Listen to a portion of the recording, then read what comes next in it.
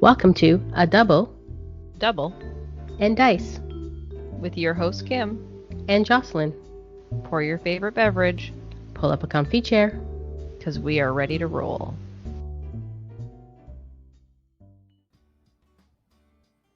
Welcome to episode 90 of A Double and Dice, and that's 10 more away from 100. Yeah, so 100 in 20 weeks. Yeah, so probably by fall. I don't know. I don't know. I'd have to do the math. It's going to happen. It'll be It's exciting. gonna happen. Wow, I couldn't believe it was 90 when I read it. I'm like, 90? Already? Look at us. Already. It feels like just yesterday we were episode number 1.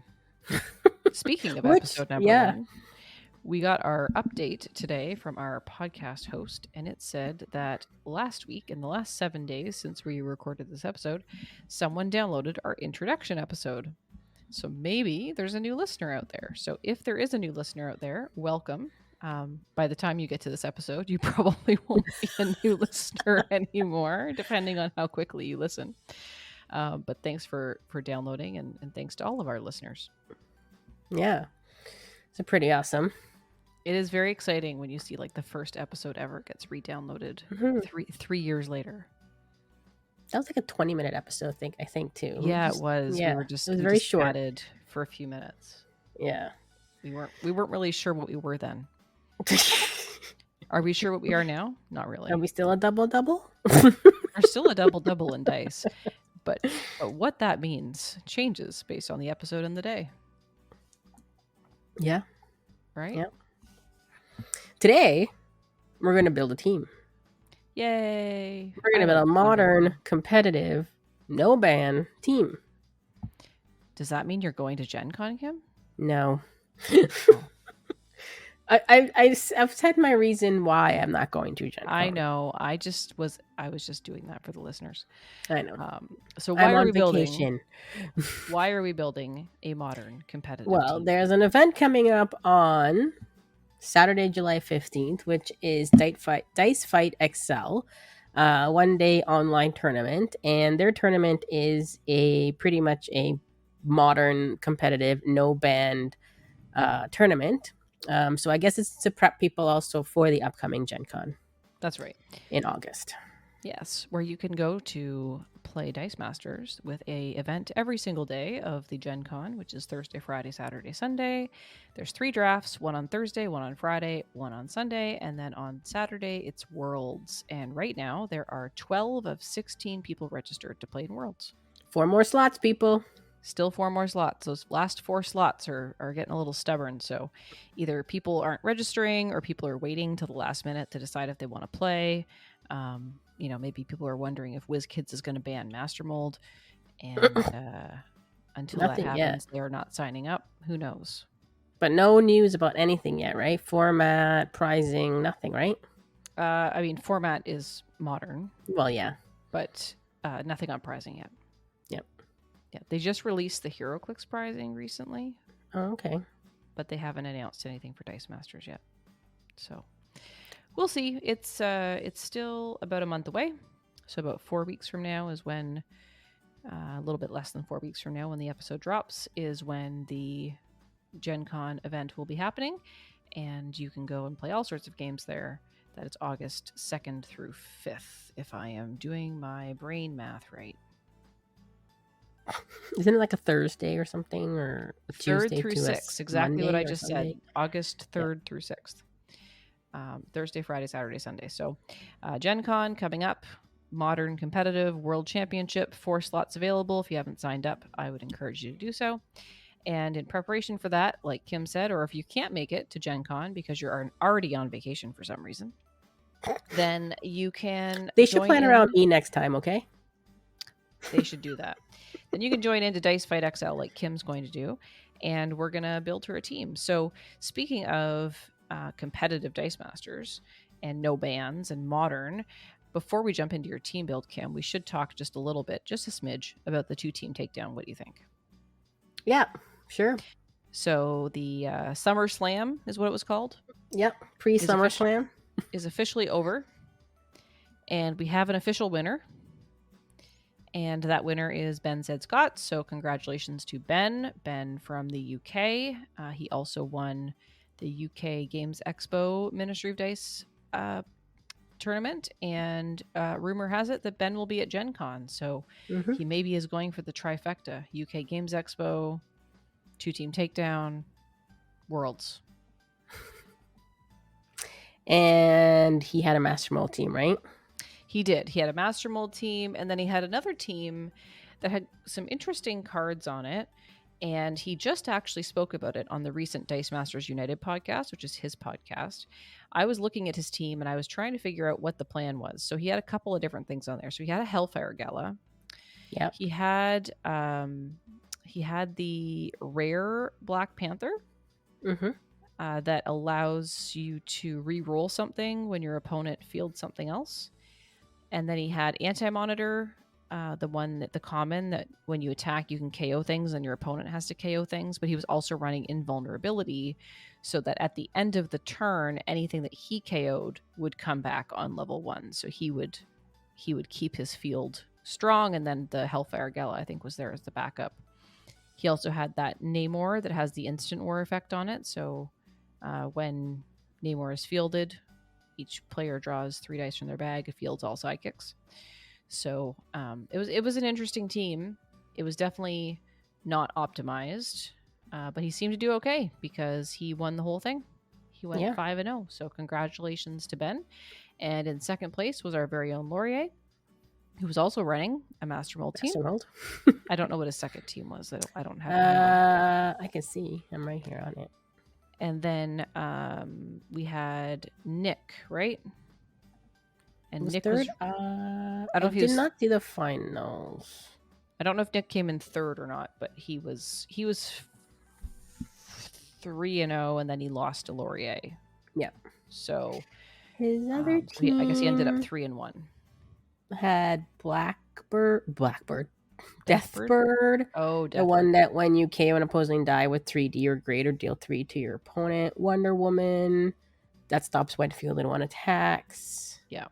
Tyrax. When one of your dice is KO, deal 4 damage to target character die. So Tyrax and Deathbird. So it was like a direct damage team. Yeah. And then Spider Gwen. When you field her, deal 5 damage. So to target character die, right? Yeah. Yeah. So that was like a direct damage team. So that's a pretty cool thing. And then I know Ben was running a Thor team and then also a Master Mold team. Not Ben. Nick. Nick was running a Thor team and a Master Mold team. Yeah, so it looks like, it was Ben, CCM, and then a third was Nick. Yep. Followed by Renisvent, and then General Nemesis and Raw Travel all had 3-1 at the end there. Yeah, so all 3, like the top 3 players, all ran a Master Mold team with some variety on it. Yeah. So I've been playing a little bit around with some meta E-type teams, aka I pulled out Thor and Master Mold Kim. And decided to sort of play around and see if Secret Wars has done anything interesting to help these teams get better from last year. And the one thing I would say is that I think there's a lot more control, which gives other teams a chance against Master Mold. I still think Master Mold is the team to beat. So Master Mold Endless Sentinels, for those that are unfamiliar, when Master Mold is fielded, when he attacks, and when he is KO'd, place a Sentinel token with a 5 attack, 5 defense in the field zone. So you can generate up to 3 Sentinel tokens per turn, which can get very overwhelming very fast. Now, last year's meta was very fast because there was a lot of force attacking. There wasn't any way to keep your characters in the field. This year, there's a lot more ways to keep your characters in the field. So it's certainly not... what's the word I'm looking for? It's not infallible. Like Master Mold is still the fastest, most effective team out there. But if you have a really good plan, you can outpace a Master Mold. You just have to have all of your control in place and keep it there. So yeah. So and on roll that note, well. Kim, we need to build you a team for Dice Fight XL, and you need to be prepared for Master Mold. Yes, even though I really don't care. Because I'm building completely different. What happened to Kim wants to win every tournament now? No, What it happened didn't to that, happen because I Kim? didn't win 2 team takedown. Oh, so that's it? You're just done with I'm winning? done. I'm a one and done. I'm You're, a one and done. you no longer care about winning because you lost the tournament? That's it? Oh, wait, there's something else. There's a few things that happened after that tournament that I lost. I didn't come in top. Well, So I mean, that doesn't mean you can't again, Kim. So are we building you a Master Mold team? no, No. we're gonna build a completely different team, and I'm set on building this team. All right, tell me what you want to You build. really thought I was gonna build a Master Mold team? No. Okay. All right, so we're gonna circulate on a win con, a win con that automatically wins you the game, Okie doke. and it's not Gala. Hellfire Gala. Then it must be Black Panther. Yes, we're gonna build a team around the super rare Black Panther from Marvel's Secret Wars. While Black Panther is active, if you attack with 6 or more different Fantastic Four characters, you win the game. All right. Okay, so first off, we're gonna pick our Fantastic Four characters because there's exactly 6 of them, Including Black Panther, including Black Panther. So who you've already picked. So now we have yes. to look at the other ones and figure out. So you have you already built this team, Kim, or are we doing I it have like live not. So right now? this is live. We are doing it, and then we can throw it out to anybody who wants to help make suggestions. Okay. But yeah, we're gonna build this together, Jocelyn. All right. Sounds fantastic, Kim. So on that note, let's just think about what you want to do. So how do you want to build the team? Do you want to go character by character, or do you want to go by like different types of effects? What do you think? Let's go character by. Well, we have to put the Fantastic Four on here, right? So Right. let's go by them first. Yeah. So what I've that will done leave us on my by 2 side slots. Yep. is I've gone to the Dice Coalition team builder, tb.dicecoalition.com, and I have clicked edit team. I cleared the previous team I was looking at, and I added Black Panther Resisting Doom, the super rare, to my team. And then I filtered on modern era, and I filtered on Fantastic Four affiliation, and I sorted alphabetically by name. Yes, that's exactly what I did. Excellent. So we're on the same page, which means the first character we're going to decide on is Invisible Woman. All right. So we did an episode on Invisible Woman recently. There are 4 rarities of Invisible Woman in this set. Should we read all of them, Kim? We can quickly read all of them.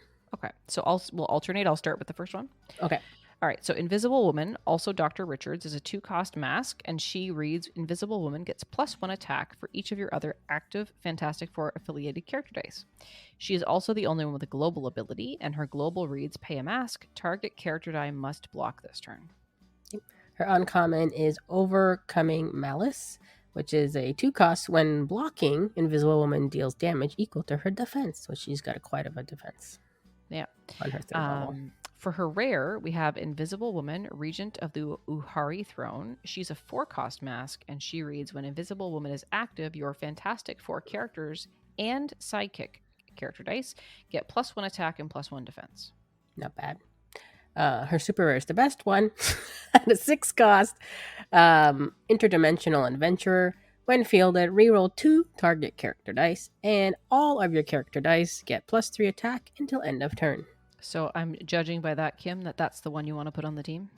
Well, it is a control 1 based. Like, it's already sorry, not a control. Yes, a control. Yeah, it's a control already built into her. I mean, she's a 6-cost, and so is Black Panther. No, he's a 4-cost, so it's not too bad. So we'll just have to make sure we can get up and ramp with her. All right, so let's put Interdimensional Adventurer on the team. So your team of 10 cards already has 2 super rares on it. Yep, I'm going to take up 6 slots. Next one, we have 1. It is Molecule Man. He is Dinosaur, Colorado. He has a 4-cost shield, and he reads, while Molecule Man is active, your opponent must pay 2 to block each of your Fantastic Four character dice. That's a fantastic card. It is. It is 2 energy. Yes, generic energy. Yeah, yep. Not 2 life. But still good. Correct. Because your opponent has to keep energy back in order to block. So that's good. And then that's the only Fantastic Four affiliated Molecule Man. So I think we move on to the next one. Mr. Fantastic. 4 rarities as well. Should I go first this one? You can go first. Mr. Fantastic. Stretch. A 3-cost. which has the team watch ability. So team watch is he needs to be active, correct? Yeah, so I'll pull up the keywords page and you Okay. continue to read. So he has a team watch keyword, which is move up to 2 dice from your use pile to your bag.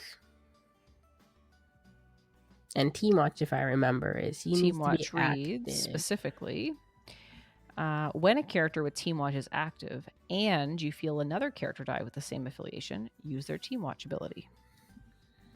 So not bad, moving dice from my use to my bag. So I could move some Fantastic Four dice over.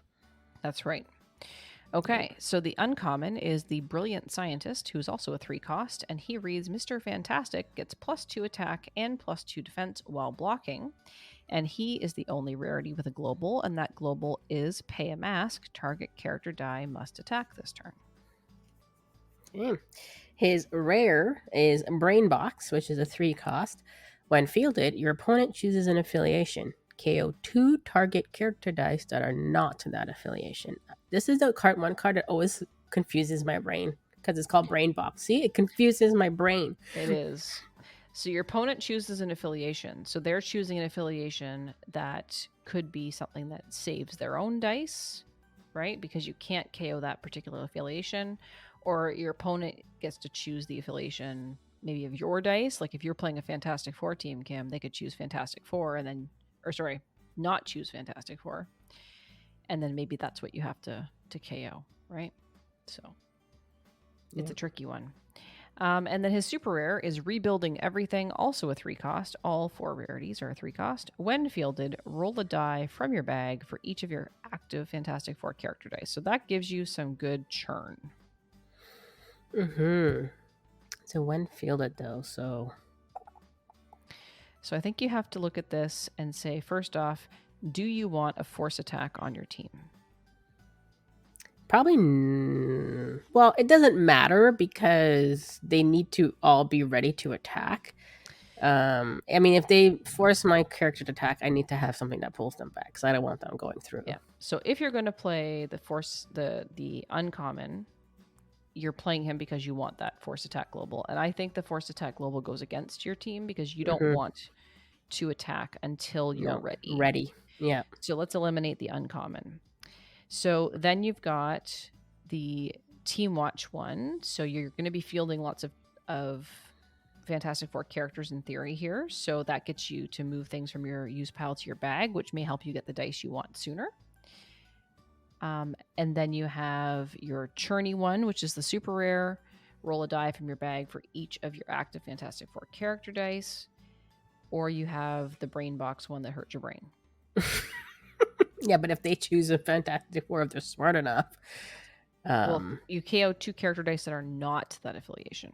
Yeah. So if they choose Fantastic Four, then you can't choose Fantastic Four to KO. Now, they KO theirs, right? You KO 2 target character dice. So you get to choose. Oh, I choose. Yep. And it could be either or side. Could be yours or theirs, right? So if you wanted to, churn something, KO it so that it runs around and it runs around in a circle. So it ends up back in your prep area so you can refield it if you've got a when fielded effect, because I do see a lot of when fielded effects, right? I don't know. I'm leaning towards the team watch one. Okay, let's put the team watch in for now. Yeah, I'm leaning towards that one. Okay. So our next character is Mr. the Namor. Yes, there's only 2. So you're first. King of the Deep, 3 cost. When Namor blocks or is blocked, he gets +3 attack. You also have the global that says pay a shield. Target character dice gets +1 defense. All right. And then we have the uncommon, which is Warring with the Surface. He is a 4-cost shield. When fielded, each player draws 3 dice and fields all sidekicks drawn this way. Each player places the remaining dice in their bag or use pile, which is the instant war ability. So do you want to be filling the field with sidekicks is a question. And my opponent. Or Namor gets a buff pretty much every time he blocks, or he can be a good blocker. Well, a good attacker. He gets +3 attack when he if he's blocked, he gets +3 attack. Your Yeah, opponent could and if just he choose not to blocks. block him. Yeah. I feel like you're There's- leaning that way. Yeah. It's only a 1 cost difference. The only thing is, do I really want my... It doesn't matter because, honestly, I just have to line up. I really don't care what they have in their field, but I don't want to give them characters in their field either. If you're doing that, if you're playing with Warring with the Surface, the uncommon, then you could potentially be pushing your opponent towards bag burn. True. Right? Because if you keep forcing them to field sidekicks, then they might not have enough dice to draw, which might mean that they have to purchase more things, which might affect their turn. Mm-hmm. Let's try Warring of the Surface. Let's see. All right. So, Lastly, then we move to the thing. Thing. He has a 4 rarity as well. His comment is, "What time is it?" When It's clobbering time. Oh, sorry. Target shield character die. Sorry. Okay. When fielded, KO target shield character die. Well, Master Multi-Shield. Is he? Mm-hmm. Okay. But then when you KO him, he makes a Sentinel. That's correct too. His uncommon is the shield. I keep calling him the thing. I did this before. I'm sorry. Okay. While thing is active, your opponent can't target your other character dice. That's that might not be bad. Yeah, because I don't want them like, oh, force attack, and then they take it, right? Mm-hmm. The rare, that was the common uncommon, is Brawn on the team. When fielded, put a +1 attack and +1 defense token on each of your Fantastic Four characters. He also has the global pay a fist once per turn. On your turn, prep a die from your bag. Well, the global's good. Mm-hmm. The +1 attack and +1 defense global token is not a bad idea either. And then you have the super rare, who is a 6-cost fist, and he has Iron Will, which means that he can't be KO'd unless he's been previously damaged. When fielded, roll 3 dice from your bag. Global, same as the previous one. Pay a fist once per turn. On your turn, prep a die from your bag. I know where I'm leaning, like Kim. The shield I'm leaning towards. What are you leaning towards? The shield. Yeah. They'll make them have to pick on him. Yeah. So if we take a look at this now, we have your super rare Black Panther, your super rare Invisible Woman, uncommon Molecule Man, rare. Rare. That's what I said. Rare. No, you said uncommon. I know. Your common Mr. Fantastic, your uncommon Namor, and your uncommon Thing. Mm-hmm. And that gives you 6 cards, which means you have 2 places left, as well as your basic actions. So let's look at what your team does before we add anything else in here, Kim. So let's look at your point spread here. You've got a 3 cost. My point spread. Yeah. You got 3 4 costs, a 5 cost, and a 6 cost. So your team's kind of expensive. Yeah. You're going to need ways to make things cheaper. Let's see. You've got while active effects, and you have when fielded effects. So knowing how rampant knowing how rampant force attacks are, you've got things that are things in general, but also the shield that are active. You're probably going to want to put the distraction global on your team. Yeah, something just to push back. It doesn't matter if your team gets pushed back. You just have to trigger the attack step, right? To get your win condition. Right. So let's put that basic action on while we're thinking about it. Now, the other thing, so we've got... So we might have to put like a dark... a Dark Phoenix or a... Apocalypse on here. So Apocalypse is limited to once per turn. So do you want to limit yourself? Probably not, because if I pull off... Well, I have to pull off Namor, and if I have dice sitting there, if I can make things really cheap, right, with sidekicks. So alternatively, Kim, what if you ran Corvus Glaive? Yeah. Corvus Glaive, the And I Black don't Order. get my opponent. Yeah. When fielded, KO a character die you control. If you do, the next die you purchase this turn costs 2 less, minimum 1. A lot of people use that. I've never really used Corvus. Oh, I spelled Corvus wrong. It's a 3-cost fist, but it's repeatable, and your opponent doesn't get access to it. Right. And then if your opponent has a Dark Phoenix Global or an Apocalypse Global, you can still use it. Yep. But if they don't, you have your built-in discounting. So this one's from the new set, right? That's right. It's the common. Right. When fielded, KO a character die you control. If you do, the next die you purchase costs 2 less. Yep, which is the same as if you were doing a Dark Phoenix. And you don't have to KO anything other than you can KO him. You can KO him and keep repeating his effect. Yep. Okay. So what do you think? You want to try that? Yep. Go with Corvus Glaive, the Black Order. Okay. Wow, I'm like totally doing a Secret Wars set here so far. Well, now we just have to decide what we're going to do with your last 2 cards because you have. Do I need a prep? Do you need a prep? Well, possibly. You probably do need some way to prep dice. So that's one thing that you could look at. You've got distraction to prevent force attacks or to keep something active if you don't want it to go away. But you also have some when fielded effects, and there are a couple of ways to turn those off right now. Namely, there's Super Rare Wonder Woman, right? Yep. So Wonder Woman reads, when fielded, spin target character die to an energy face, and you may deal 2 damage to target character die. While Wonder Woman is active, ignore opposing when fielded and when attacks abilities, and I bet you're going to see a lot of her. The other one is Angela Odin's daughter.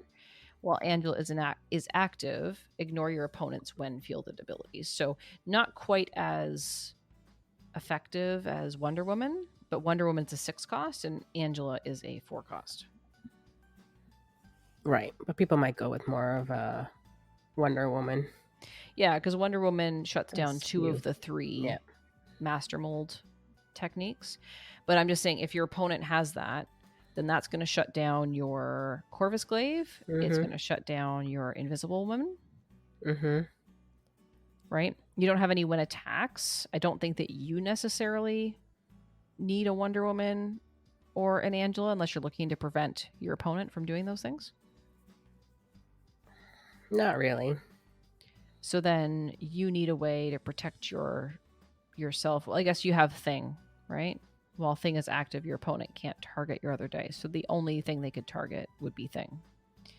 Yes. If you can get multiple things in the field, he's a 5-cost, so that's a little tough. But if it's doable, so you've got a basic action and you've got a character card left, and you're thinking about prep, right?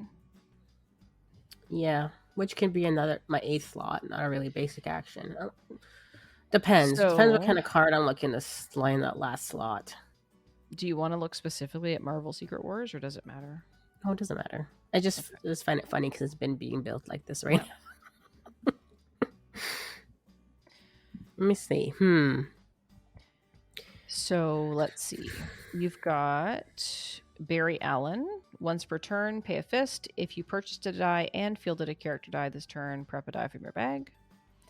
Of course, you have Wolverine, which has the same global that's on the Thing, which is pay a fist once per turn on your turn, prep a die from your bag.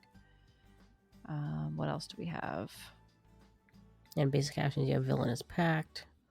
On basic actions, you have Villainous Pact. You have the Joker, right? He's like the Joker has the same global as Villainous Pact and Magneto. And it looks like my fielding costs are not too bad. 2's the highest, so you don't necessarily need a free fielding Robin or something like that, or I can't put Molecule Mel because he's the other one that has the cost. Yeah. I mean, the nice part about running Robin, if you decided to run Robin, is you also get more removal. Yeah. I'm trying to think what is a good, because I have 1 slot left in each. What's a good card that's going to help me? Well, do you want to help you or do you want to prevent your opponent? Maybe more prevent my opponent. Because what I need to do is get my characters out there as fast as I can. Yes, and then attack with them. Right. So I'm leaning towards Wonder Woman, Kim. Putting it on my team. Mm-hmm. Hmm. You shut down your opponents when fielded. You shut down your opponents when attacks. You have a when fielded of your own that allows you to spin something and deal 2 damage to something, so you could clear field if necessary. Because just because you can win by just attacking with all of these character dice at the same time doesn't mean you have to. True. Right? Maybe you do some damage early on to keep Maybe things... I clear their field and I can swing for a high amount or something like that. Mm-hmm. But I mean, you can be on 1 life and you can win this game. So the challenge with putting Villainous Pact on this team, Kim, is the only villain you have is Corvus Glaive. Yep. So we won't do that. Let's read Villainous Pact for our listeners. Your opponent chooses 1 non-villain character die. All other non-villain character dice cannot block this turn. Has a global pay a mask once per turn on your turn. If you have no dice in your prep area, you may prep a die from your bag. So the prep is good, but the actual action could be used against you. So I would not recommend you run that. Mm-hmm. Which means that you have to take that last character slot for prep if you want prep. Yep. Let me see. What other basic actions are there out there? While you're looking at that, I'm going to go back and look at the other Namor again. So there is Counter-Strike, but that's hardly ever happens for me for some reason. Maybe it's worth it, Kim, to flip your Namor. What's the other Namor again? When he blocks or is blocked, he gets +3 attack. And then he has the shield global. Target character die gets +1 defense, which could help you if your opponent's trying to attack and KO your stuff so that you don't have your 6 characters. Plus, he's 1 less cost. He's a 3 cost. So instead of having 3 4 costs, you would have 3 3 costs, which is a better spread. Yeah, because I'm not sure if I do really need all that dice and helping my opponent. I don't think you need the sidekicks. No. And helping my opponent in there, too. Yep. Yeah, like what if your opponent's running Thor and you're running Namor? You have to put Namor in the field in order to get your effect to go off. But Namor reads field the sidekicks drawn this way, which means that Thor would trigger for each of those sidekicks. 2, 4, 6 damage. Yeah, and you know how much I love Thor. I do know how much you love Thor. It's not nearly as much as I love Thor. Okay, so if I put your Namor. Yep, King of the Deep. Yep. So if I put Wonder Woman. Yes. You don't have to reach for her, but she's there. No. Corvus is only the next die you purchase, so it could be a basic action. Mm-hmm. What are you thinking, Kim? You got a basic action plan? Well, there's your favorite basic action. What's my favorite basic action? Is it investigative journalism? That is my favorite basic action. Some draw and rolling ones. Because the only other one that's really prepping is Counter-Strike, but chances of you having a sidekick there. Villainous Pact, which we don't want to put. I am taking a look just at because we're doing so well of only having Secret Wars cards on your team so far, Kim. I'm just doing a quick look here at the basic actions that are specifically in Secret Wars. So there's Daily Bugle, draw 2 dice, prep up to 2 of them, roll the remainder. And there's Daily Planet. Investigate, well, that's Superman. But it's a 5 cost. So technically I could pay a 2 cost for a basic compared to a 3 cost. But you're rolling more dice with investigative journalism. What about pirate broadcast? I found that killed me into Team Takedown. Why? Me having it, everybody was using it. Right, but you've built a team that is not dependent on globals. That's true. The only global that you potentially want to use really is distraction. And you could use pirate broadcast to turn off pirate broadcast if necessary. So let's just read that for the listeners. The action itself reads, cancel any persistent global ability effects. Neither player may use global abilities until end of turn. Prep a die from your bag. And then the global reads, pay 1 generic. Target global ability cannot be used until the start of your next turn. Use this global ability only once per turn. So if you were worried about your opponent distracting your pieces back, or worried about having access to your distraction global, you could just pay that 1 energy to turn off Pirate Broadcast on your turn, and then your opponent will not be able to use that global against you. Yeah. Plus, it has the prep if you buy the action. Yeah, it's true. And it could cost me a 1. Which I bought it one time during my 2-team takedown game, and I didn't realize, oh, you could prep a die. Yeah, so it's got prep there. Yeah. I think it's a good call out, because it also could allow you to turn off other globals if necessary. Yeah, and if I actually roll it when I need it, it turns off everything. All right, let's get Pirate.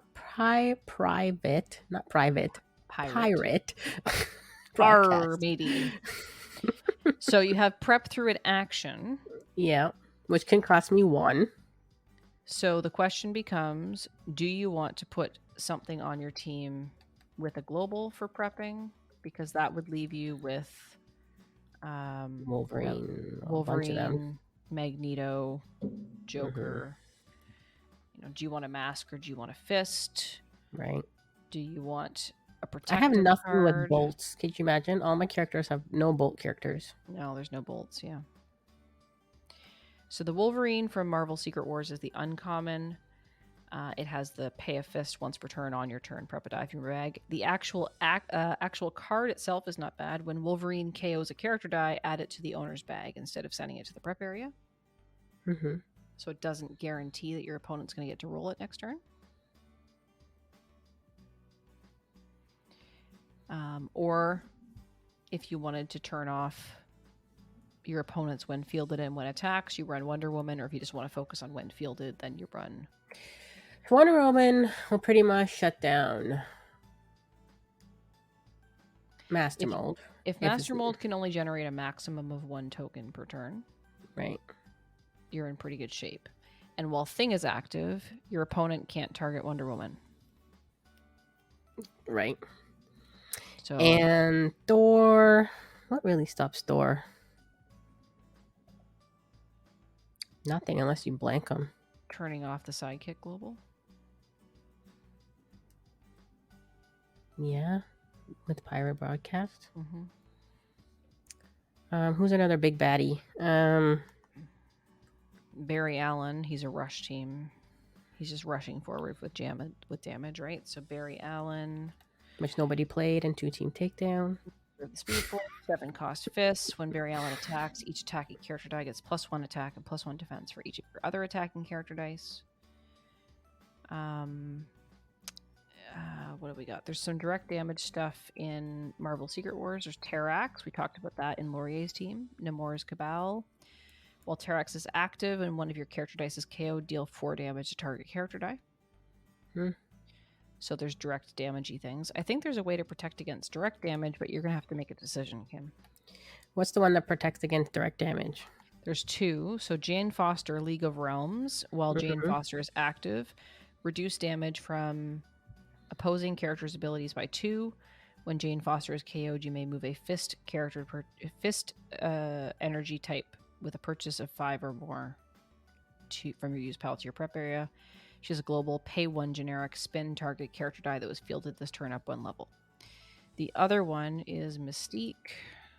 Mystique is, while Mystique is active, reduce damage from opposing character abilities by 1. When Mystique is KO'd, you may move a Brotherhood of Mutants die with a purchase cost of 4 or more from your use pile to your prep area. So the problem with Jane is she's like a 6 cost. Or 5 cost, sorry. 5 cost, which is not too bad.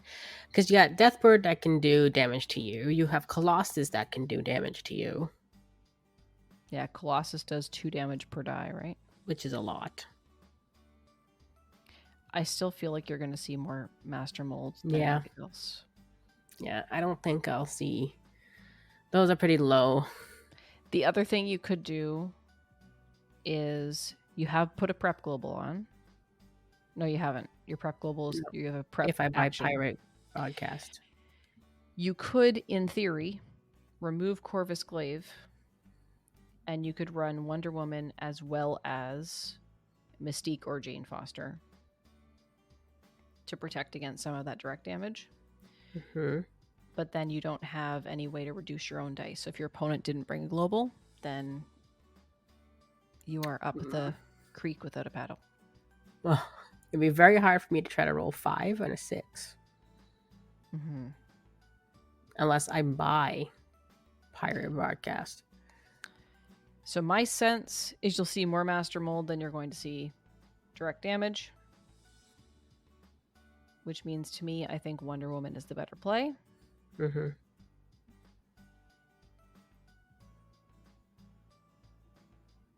If someone's playing Master Mold, they're probably playing a Dark Phoenix or an Apocalypse Global. So if you didn't play Wonder Woman, you could always turn on... Well, if you did play Wonder Woman, you play Wonder Woman, you shut down the when fielded and when attacks, and then you use Pirate Broadcast to shut off the Dark Phoenix Global, and then they can't KO their Master Mold except through combat damage. But you don't have a lot of protection against direct damage, which No. you don't have any protection against direct damage. So the only thing that you can do is win faster. Yes, buy and roll it and field quick. Invisible Woman Super Rare is really good. Mm-hmm. When fielded, reroll 2 target character dice, and all of your character dice get +3 attack until end of turn. However, if the goal is to get these characters in the field as quickly as possible and attack with them, should you run a lower costed one? That's true. Let's go back to Invisible Woman. The rare, while she's active, your Fantastic Four characters and sidekicks get +1 attack and +1 defense. Mm-hmm. She's a 4 cost, or you go with the 2 cost. Invisible Woman gets +1 attack for each of your other active Fantastic Four character dice with the Force block. Or Invisible Woman deals damage equal to her defense while blocking. Mm-hmm. Or you keep the 6 cost in there and test the team out. Yep, which we'll be testing at Weekly Dice Arena on Tuesday. There you go. Well, you could test it like this, Kim, and then make a decision if you want to stick with Invisible Woman. And see if she's a hard to get to. Yeah. See what you're going up against in Weekly Dice Arena, right? Mm-hmm. We're recording this before Weekly Dice Arena, so you could see what you're going up against, how many Master Molds, how many Thors, what's the direct damage spread, what's the Master Mold spread, because I think it's going to give you a good sense of what people are feeling.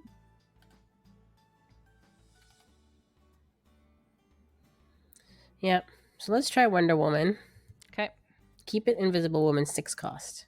All right. Now you just need to do your dice counts. Yeah. Well, I can only put 1 for Black Panther. That is true. I would put at least 2 things. I put 2 on pretty much every character. You might want to go with 3 on Corvus Glaive. Yeah. Which is max is 3. And potentially 3 on Mr. Fantastic. Which is also his max. Yeah. And you got to remember that team watch ability. You're moving up to 2 dice from your use pile to your bag. And remember, it's up 2. So it's not, you have to move 2. You could just move 1. Or you could even choose 0. It says sidekicks count? Yeah. So really I can max out all my max 3s. Mm-hmm. Which puts me at 2 more left. Which can either go on Invisible Woman, which is not much because she's already 6 cost. You're not buying 3. I'd put another thing on. Yeah. Because your opponent can't target your other character dice. Molecule Man is I could put 1 there too. Yeah, I'd probably go there. Either that or just roll 19 dice. Or roll with 19 dice. Yeah. All right. Okay, so 2 Invisible Women, 3 things, 1 Black Panther, 3 Molecule Mans, 3 Mr. Fantastics, 3 Corvus Glaives, 3 Namors, and 2 Wonder Womans. 1 Black Panther, 2 Invisible Woman, 3 Mole, 3 Mr. Fantastic, 3 Thing, 3 Corvus, 3 Namor, 2 Wonder Woman. Yes. Yeah. And then 3 Distraction and 3 Pirate Broadcast, because that's how that works. Yes. There's no changing that. Yeah. Global wise, you've got a shield and 2 masks and a generic. So you've only got 4 globals. So +1 defense with the shield. You've got the Wonder Woman global, which is pay a mask, change the target of an action die that targets a character die to the character die of your choice. You have the remove target attacking character die from combat, and you have pay 1 target global ability cannot be used until the start of your next turn. So technically, if they use an action die on Thing, which is very rare, I don't think I've ever seen anybody use any type of action die to do any sort of thing, I could just redirect it. You'd have to redirect it to another legal target, which could be their character. Mm-hmm. Does it say opposing or nothing like that? That's right. Okay. So this will be tested on Tuesday if I play. Well, I think it's a good team, Kim. I think that you've got a way to reduce your costs. You've got prep. You've got removal. You've got an alternate win condition. You've got some annoying things for your opponent, like pay 2 to block each of your Fantastic Four characters, or where's the other one? Each of your Fantastic Four characters, so that can hurt them. Can really add up. I feel like you might win more with this team with combat damage than from the actual alternate win condition. Because let's say if I have Black Panther, which is high, Thing, which is high, like their stuff's high, even Molecule Man, if you hit him on is high. That's heavy damage if they can't block it. Yeah, I think it's a good looking team, Kim, and I really am looking forward to seeing how it pans out. Yeah. So Kim has built her Fantastic Four alternate win condition team, and she's going to test it out at Weekly Dice Arena. But if you have suggestions, what would you have put on the team? Do you agree with the choices that Kim and I made in this conversation, which we'll be linking in the show notes? Or would you have chosen differently? Mm-hmm. Keeping in mind this is modern, so we have to stick with the modern cards. Yes. Because there are some Fantastic Four affiliated characters back in AVX, but those are not modern, not eligible for this tournament. All right. So, see if anybody debates me with the 2 costs of Visible Woman. I mean, I think there's potentially value in it. Yeah, it might be worth testing both ways. I think the Super Rare Invisible Woman is a better card just generally. Yeah. But it is a 6 cost. So if you're just trying to attack with all of these dice to win, then maybe the 2 cost is better. So unless I'm really lucky and everybody brings me Dark Phoenix. And if you did run the one with the global, then you could force things to block Namor. Yeah, true. So, yep. We'll see. I'll have to play around with it and see what happens. Okay.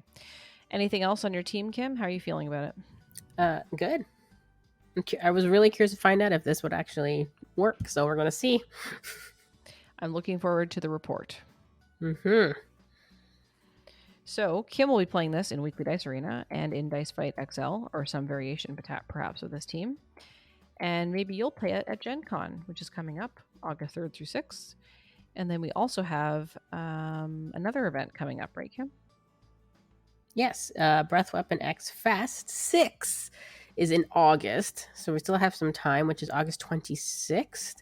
Also a 1-day online tournament, and it's pretty much you pick 1 card on your team with 20 dice and go to town. Bans are 3 cost or less. Interesting. So no, I cannot win again with Guy Gardner. But maybe you can win with something else. Mm-hmm. We'll see. All right. Interesting. And then so that's our coming events, as well as Weekly Dice Arena every Tuesday on twitch.tv/dmNorthTV. We have one thing in our dice bag from last week's episode, and this is an email we received from our friend Andy May, and it's just titled Thanks. I know what it's like to hurl things into the void, and you don't know if anyone is, in my case, reading the reporting and commentary you're sending in, or in your case, listening. I really do appreciate that you two are continuing to put out content. You'll always have this listener and special guest, hashtag all guests are special. Andy. Thank you, So thank you, Andy. Andy. We appreciate you. We appreciate all of our listeners. Like we talked about last episode, downloads have been a little soft lately. We know people have been busy. There's a lot of stuff going on. There hasn't been a ton of Dice Master stuff to talk about necessarily, with live events and being limited. And we just had the one set, and we're sort of tapping out on all the magic that set has. But we love talking about Dice Masters, and we're happy to talk about Dice Masters even if nobody listens, right, Kim? Right. So every single one of you is special, and we really appreciate all of you. Anything else, Kim? I think that's it. Okay, well, I am going to let the listeners know that I will not be on episode 91 because I'm going on vacation. So Kim is going to have a very special guest. All guests are special. Hashtag all guests are special. But this is a guest host. Yes. So we're going to have a very special guest host. So I encourage everyone to make sure that they tune in to episode 91 as well. I will be tuning in with bated breath, waiting to hear how the episode went. And maybe I'll be ousted as a part of Double and Dice. Maybe the new guest host is going to take over. What do you think? Maybe. It's always nice for us to have another guest host. It's always nice to have a guest host and somebody to join in. So we really appreciate it. It's a surprise, right, Kim? Surprise guest host. Yeah, we won't say who it is. We're not going to say who it is, but don't we're worry, really nobody's excited. Like famous. We're really excited to have this person join Kim on the podcast. Kim's excited. I'm excited. That person's excited.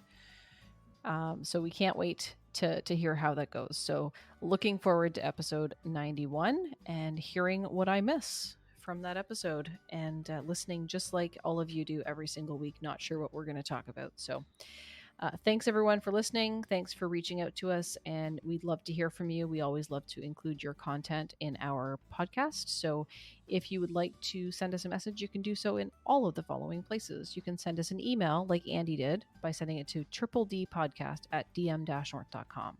You can find us on YouTube at youtube.com/dmNorthTV. You can find us on Twitch at twitch.tv/dmNorthTV. You can find us on all the socials, which include TikTok, Instagram, Facebook, and Twitter at dmNorthTV. You can find us in our Discord channel, which is dmNorthTV on Discord. There'll be a link in the show notes. And you can also @ us on Discord. Kim is @ SuperK, and I am @ JoceStitch, JoceStitch. So until next time, on a double and dice.